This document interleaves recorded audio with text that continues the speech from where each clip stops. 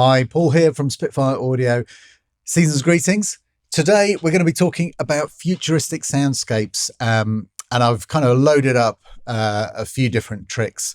Probably wouldn't. This is going to sound quite thick texture, so I probably wouldn't use all of this stuff at the same time. But there are a few things here where I've kind of used that. What is the essence of this kind of futuristic sound?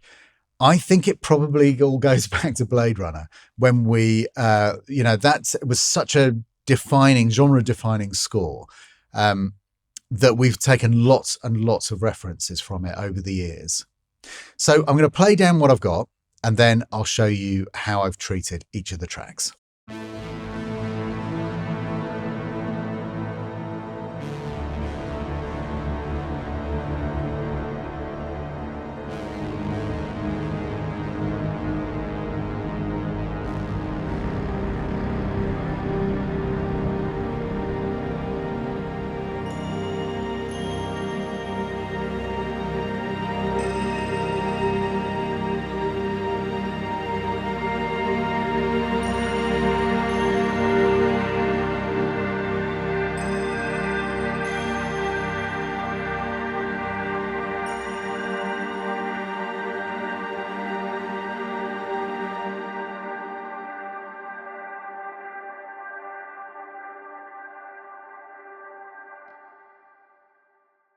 Okay, just stop that there because it's got a very long tail.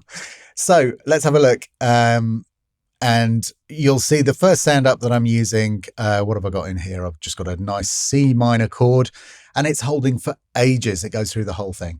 I would say that it's fine to make these kind of things where you want this kind of, we say soundscape, but where you want this kind of world, you want to create a world.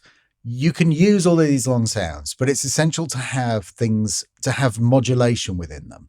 So here I'm using the expression to kind of bring things in and out so that there is a kind of feeling of an undulating texture as you're going along. And as you can see, I'm altering the modulation here, and that is moving between the sound that's set up on each of these two slots, A and B. So it gives us a different feel, a different texture, and keeps the feeling that there is motion. That's the kind of essential thing. Apart from that, that's pretty straightforward, that sound. Here we've got this fantastic sound that I've put through the rotor, simple standard Logic plugin, and I've used a bit of EQ to kind of carve out the bottom end of it. But it's that sound.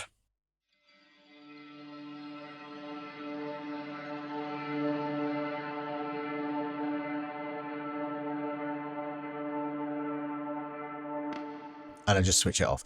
So again, you've got a sound that inherently has a lot of movement and a lot of interest, and where you have those kind of things that have generated a kind of click or a whatever, and then you hear that kind of pinging out into the kind of reverberation as well. It's all good stuff. What am I using on this track? Well, I'm using a Cinematic Rooms reverb, and I've dialed up. It's the Amethyst Hall, and I've just dialed up the reverb time so it's nice and long. Again, I kind of going after that, slight sort of Blade Runner influence there. The beautiful thing about using these giant reverbs and delays, like in this Cooper Time Cube that's on this kind of the kind of bassier synth that's going down.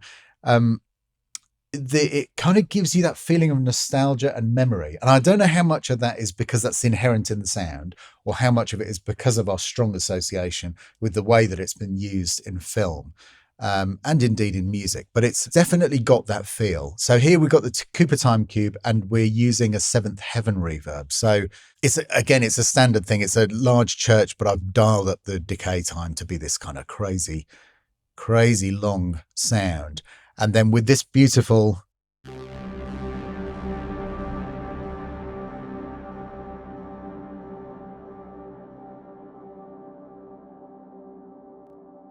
so within that sound, there's such complexity. You've got that beautiful, complex kind of synth kind of wave thing that's happening, but you've also got those harmonics that sound out. There's the kind of pulsing delays. There's the beautiful long tail. It's all about about subtlety and softness and beauty, but it's complexity as well. The sounds in themselves have a kind of complexity. Here in the symphonic evolutions, I've got some, what's the chord that I'm playing there? Interestingly, it's, yeah, so I'm kind of still as an E flat major chord, but you could regard it as a kind of C minor 7. So we're still in the same sort of sound world. But what we do have in these Evos is we have these beautiful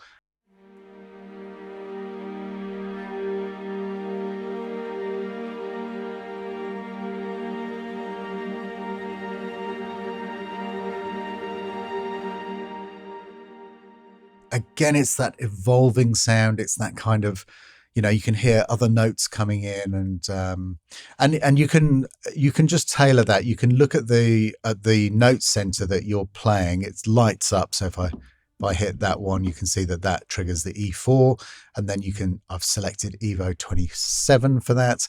If we look at the actual instrument patch here and we look at the individual evolutions, you can see what's going on here. So 27 episodic trim shudders pont, and you can get an explanation there of everything that's going on.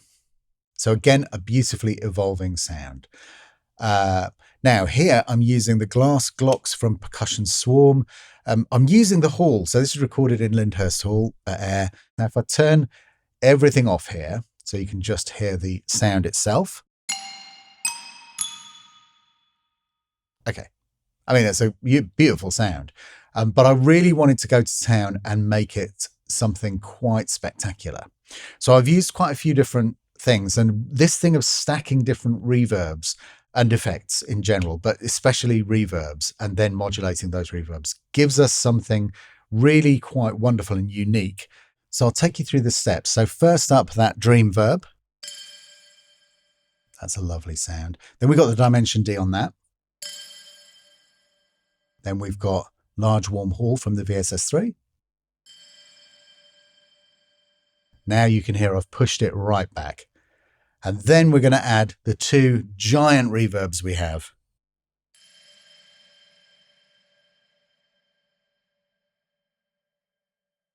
So there we go from an immediate kind of punchy in-your-face crystal sound into the sound that is of your dreams. It's something that happens within that kind of altered state. It just gives it such character. Here we've got this wonderful tubax doing the fantastic low C. Oh, the glass glocks, in terms of the notes they're playing, are just playing around the C, so C, D, B flat. But going back to the tubax, what's going on here? Well, it's the low, long note. And to get that a little bit more characterful, so if we just play the sound, I've put the Devil Lock on, which just gives us a little bit of crunch, not too much. And then this wonderful crystallizer, which lots and lots of, again, let's try and introduce some complexity into something super simple. And then that's all going through our lovely reverb.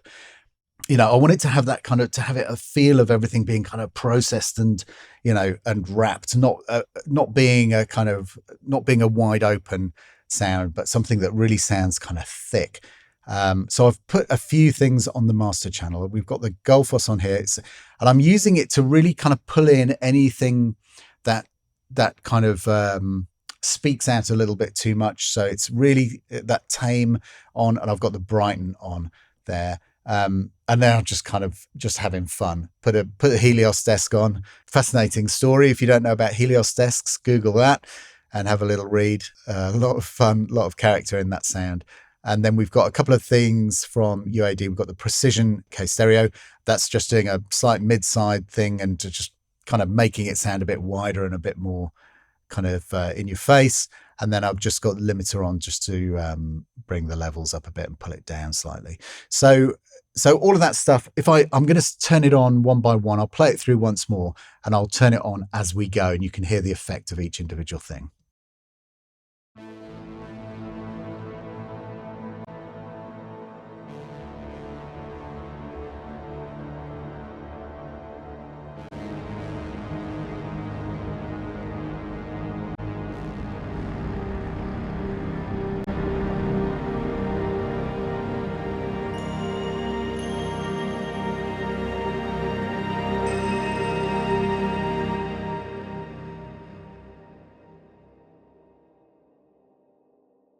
Okay, hope that was useful. Hope there are a few ideas that you can take into your own productions in there. Thank you very much for watching. Season's greetings. Look forward to seeing you on the next one. Bye-bye.